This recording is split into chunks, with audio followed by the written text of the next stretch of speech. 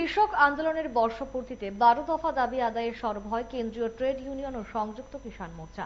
মঙ্গলবার সারা রাজ্যের পাশাপাশি মেলাঘরে সংগঠনের মহকুমা কমিটির উদ্যোগেও বিক্ষোভ মিছিল ও সভা অনুষ্ঠিত হয়। এদিন মেলাঘর দলীয় কার্যালয় থেকে মিছিল শুরু হয়ে বিভিন্ন পথ পরিক্রমা করা হয়। মিছিলে হাঁটেন প্রাক্তন মন্ত্রী ভানুলাল সাহা, গৌরাঙ্গ ঠাকুরতা, সুরেশ দাস প্রমুখ। বক্তব্য রাখতে গিয়ে এদিনও কেন্দ্র ও রাজ্য সরকারের সমালোচনায় মুখর হন ভানুলাল সাহা। 2020 সাল থেকে শুরু হওয়া কৃষক আন্দোলন প্রসঙ্গ তার আলোচনায় উঠে আসে। বছরব্যাপী যে